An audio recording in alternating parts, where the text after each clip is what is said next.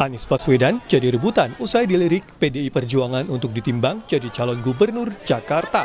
Giliran DPW PKB DKI Jakarta memutuskan mendukung Anies Baswedan sebagai calon tunggal gubernur Jakarta. Soal calon wakil gubernur pendamping Anies, DPW PKB Jakarta terbuka dengan siapapun, termasuk Ketua Umum PSI Kaisang Pangarep. Kaisang mengaku tak masalah jika dipasangkan dengan Anies Baswedan, apalagi Anies memiliki tingkat elektabilitas yang tinggi. Ya nggak masalah, saya kira itu juga baik dan kita lihat kan juga Pak Anies juga kalau kita lihat surveinya sekarang juga yang paling tinggi. Jadi ya saya nggak masalah juga kalau nanti pun akan dipasangkan oleh Pak Anies. Dah itu ya. Manuver DPW PKB Jakarta mengumumkan Anies Baswedan sebagai calon tunggal gubernur dan bersambut dengan Kaisang yang tak masalah berpasangan dengan Anies terjadi saat PDI Perjuangan berulang kali melirik dan menimbang Anies sebagai calon gubernur. Beda dengan Pilkada 2017, di mana Anies berseberangan dengan PDIP. Wasekjen PDI Perjuangan, Utut Adianto kini bahkan menyebut soal ideologi, Anies Baswedan merah putihnya tidak diragukan lagi. Kalau orang seperti saya, setiap pilkada itu kan tujuannya untuk menang. Betul, Pak. Nah, nanti ditimbang-timbang Pak Anies itu seperti apa, popularitas pasti, elektabilitasnya seperti apa. Kalau menurut saya, beliau sudah pernah jadi gubernur, sudah jadi capres, pasti beliau punya kepatenan sendiri, Pak. Kalau bahasanya Pak Luhut paten, kalau bahasa saya beliau udah orang yang sangat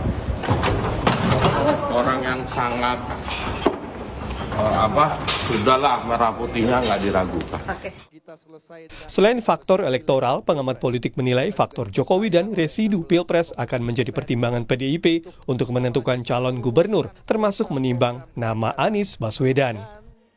Bagaimanapun Jakarta sangat krusial dan residu Pilpres belum sepenuhnya berakhir. Jadi siapapun calon yang akan diasosiasikan sebagai figur yang didorong oleh Jokowi atau Prabowo itu akan mendapatkan scrutiny ya, dari PD Perjuangan.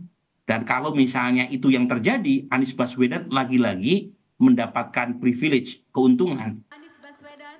Jika konstelasi politik Pilpres tereplikasi ke Pilkada Jakarta 2024, figur Anies Baswedan bisa jadi rebutan partai politik. Namun, peta koalisi masih terlampau cair meski Pilkada tinggal 5 bulan lagi.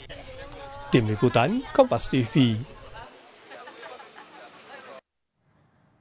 Di saat PDI Perjuangan tengah melirik dan menimbang Anies Baswedan untuk diusung di Pilkada Jakarta, muncul wacana menduetkan Anies dengan Ketua Umum PSI Kaisang Pangarep. Apakah wacana duet Anies Kaisang muncul untuk menghadang PDI Perjuangan dalam menggait Anies? Dan apakah Pilkada Jakarta akan jadi ajang replikasi peta politik Pilpres? Sudah ada Wakil Sekjen PKB Saiful Huda, politisi PDI Perjuangan Andreas Hugo Pareira, dan pengamat politik Kunto Adi Wibowo. Terima kasih sudah bergabung bersama kami. Saya langsung ke PKB dulu nih, Mas Saiful. Ini manuver baru setelah PDI Perjuangan melirik dan juga menimbang Anies untuk maju di Pilkada DKI Jakarta? Atau seperti apa?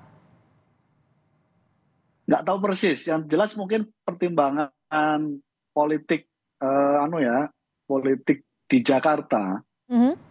Karena sampai hari ini Des Pilkada DPP belum mendapatkan tembusan surat dukungan dari DPW PKB DKI, karena secara tahapan memang ini baru tahap pertama dalam pilkada ini. Kebetulan PKB sudah punya mekanismenya yang ajak harus dipatuhi oleh semua struktur partai. Jadi hari ini DPW baru memutuskan untuk mengusung Mas Anies Baswedan, dan setelah itu kita tunggu suratnya. Kebetulan saya termasuk dari 9 tim Des Pilkada DPP belum mendapatkan tembusan dukungan dari DPW PKB DKI terhadap Mas Anies Baswedan. Jadi secara tahapan memang masih ada tahapan lagi. Setelah diajukan oleh teman-teman DPW, nanti suratnya disampaikan kepada DPP, Des Pilkada DPP, nanti baru ada tahap yang hampir ada 3 tahap berikutnya. Tapi pasti sebelumnya sudah ada diskusi dong, Mas Saiful? Pertimbangannya kah? Belum. Sama sekali? Saya juga belum. Des Pilkada DPP belum dapat penjelasan detail menyangkut soal DPW PKB untuk mengusung Mas Anies Baswedan. Saya ke Bang Andreas. Bang Andreas, ini wacana Anies duet dengan Kaisang Pangarep, PDI merasa dijegal tidak? Karena sebelumnya sudah melirik dan sudah melihat saling memberikan pujian. Bang Andreas, audionya mohon maaf. Ya pertanyaan, apakah Pak Anies berminat gitu sama Pak Kaisang untuk berdua dengan Pak Kaisang?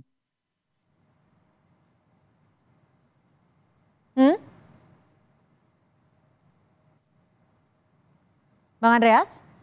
Halo, ya. Ya, gimana pernyataan Anda? Ya saya nggak tahu, apakah Pak Anies sendiri berminat nggak untuk duet dengan Pak Kaisang? Jadi, tapi dari PDI Perjuangan sendiri seperti apa? Melihat ada pergerakan ataupun manuver dari PKB ini?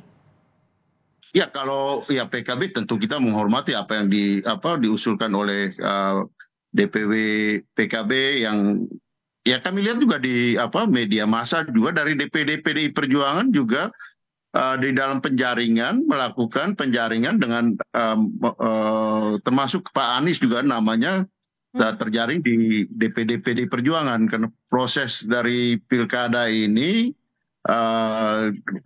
ada 2 tahapan. Tahapan pertama adalah tahapan penjaringan oleh DPD untuk provinsi, untuk gubernur, dan di tingkat kabupaten kota itu oleh DPC, yang kemudian nanti diusulkan ke DPP untuk DPP melakukan penyaringan. Dan tahapan sekarang adalah ya sudah selesai dengan tahapan penjaringan dan dikirim ke DPP untuk selanjutnya dilakukan proses penyaringan. Di dalam proses penyaringan tentu kita akan memperhatikan banyak aspek lah, tentu. Tapi aspeknya itu lebih berat ke Anies Baswedan kah atau seperti apa, Bang Andreas? Gini, jadi sebelum kita bicara nama, tentu setiap partai yang mencalonkan, mengusung pasangan tertentu akan memperhatikan aspek ya elektabilitasnya. Di situ kan kita perhatikan modal sosial dari si calon tersebut. Tentu dukungan politiknya, dukungan politik itu ya dukungan dari partai-partai untuk menggenapi jumlah minimal 20% dengan partai mana gitu.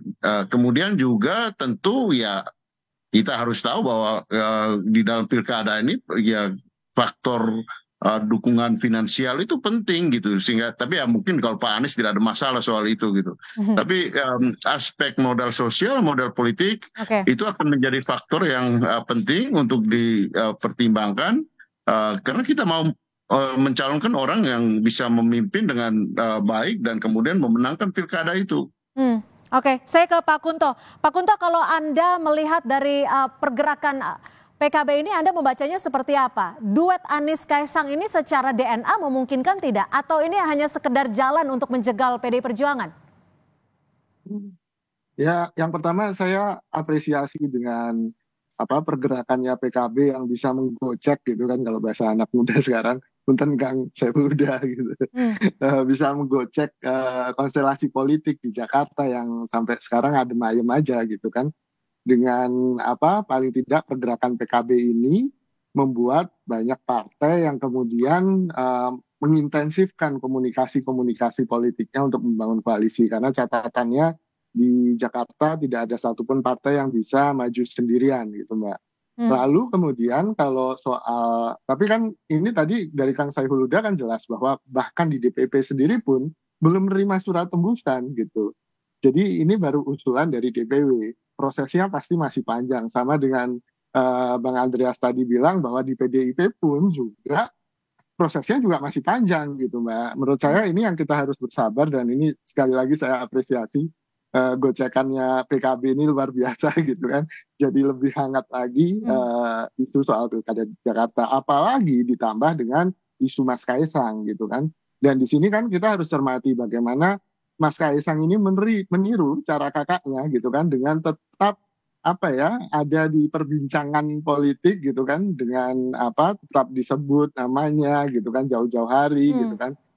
Dan ini untuk memelihara panggungnya Mas Kaisang atau peluangnya Mas Kaisang di Pilkada Jakarta. Tapi secara DNA, apakah memungkinkan secara DNA politik? Iya, kalau DNA politik kan, politik itu nggak ada DNA esensialnya kan, semua bisa jadi lawan, bisa jadi kawan gitu. Tidak ada lawan dan kawan.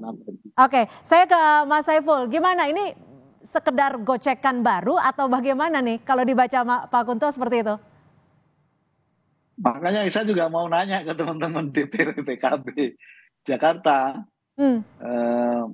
Kan memang tahapannya penjaringan, dan salah satu nama yang terjaring, yang daftar ke DPW PKB Jakarta adalah Mas Anies Baswedan. Tapi segitu seksikah nama Anies Baswedan sehingga PKB langsung langsung bersuara seperti itu, bersuara keras, langsung mengusung? Ya tentu kita hormati ya. Pasti teman-teman DPW PKB Jakarta sudah mempertimbangkan banyak faktor. Tapi setahu saya memang simpatisan, kader dan pengurus PKB di DKI mengapresiasi prestasi Mas Anies 5 tahun jadi gubernur gitu, dan sampai hari ini popularitas, elektabilitas beliau juga tetap terjaga. Mungkin itu juga yang menjadi pertimbangan akhirnya mereka akan mengusulkan keputusan mereka mengusung Mas Anies untuk diserahkan kepada Despilkada DPP. Oke, saya ke Bang Andreas. Bang Andreas, kemarin kan Pak Utut sempat bilang peluang PDI Perjuangan untuk mengusung Anies ini artinya kalau bisa disimpulkan yang penting elektoral, asal bisa menang. Itu bagaimana? Apakah ini suatu statement untuk mengartikan asal bukan orangnya Jokowi dalam tanda kutip? Saya kira Anda membantah sendiri apa yang tadi disampaikan.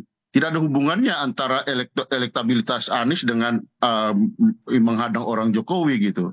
Memangnya orangnya Jokowi harus selalu menang gitu? Kan tidak juga gitu kan. Jadi di sini kan sebenarnya Anies ini figur yang memang ya kita tahu bahwa Anies ini figur yang ya masih dominan dari segi elektabilitasnya. Yang terjadi kan justru orang mau mendompleng ke Anies kan di sini, sama seperti di Pilpres kemarin gitu kan.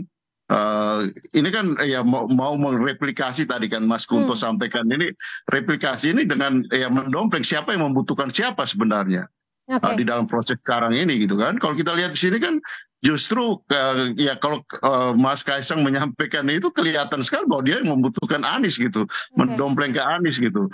Apakah ini kemudian cara untuk menjegal yang lain? Saya kira ya Mas Anies tuh politisi yang matang dan paham persoalan. Kita tahu bagaimana kritik-kritik Mas Anies terhadap proses di dalam Pilpres kemarin gitu. Oke, tapi gini Bang Andreas. Termasuk proses sebelumnya yang terjadi sebelumnya, dan ini pun replikasi ini pun terjadi juga gitu di dalam ya menuju ke Pilkada DKI ini gitu. Oke, tapi gini Bang Andreas. Lihat ini transparan gitu, ya, terbuka. Saya potong, maaf.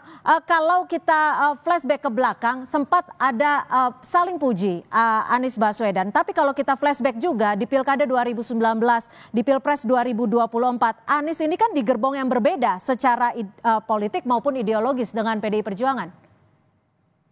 Ya, Pilkada itu kan figur yang kita lihat di sini kan figurnya.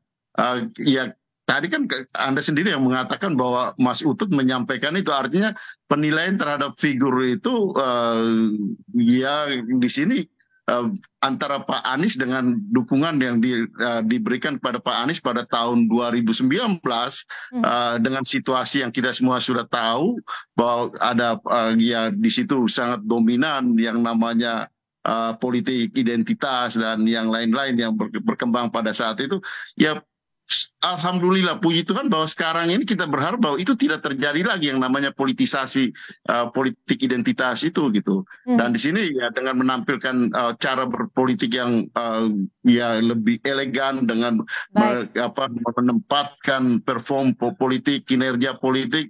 Ya saya kira di sini membuktikan bahwa ya Pak Anies bisa diterima oleh yang lain juga gitu. Baik. Termasuk di sini DPD PDI Perjuangan ikut mengusulkan Pak Anies. Baik, saya ke Pak Kunto. Pak Kunto, kalau Anda melihatnya, Pilkada 2024 ini akan mereplikasi Pilpres kemarin tidak? Dan Pak Kunto? Ya, maaf. Ada peluang besar untuk mereplikasi itu, Mbak. Dalam artian posisinya kan sedang berhadapan-hadapan nih.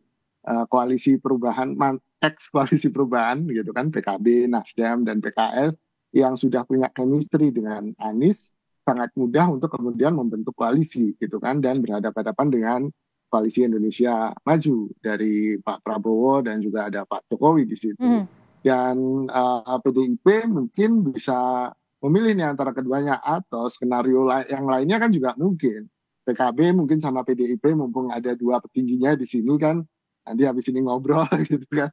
Atau sangat mungkin PKS dan Nasdem sendirian gitu kan, karena mereka juga punya nama-nama yang lain. Sehingga ini skenarionya masih banyak Mbak yang mungkin terjadi gitu.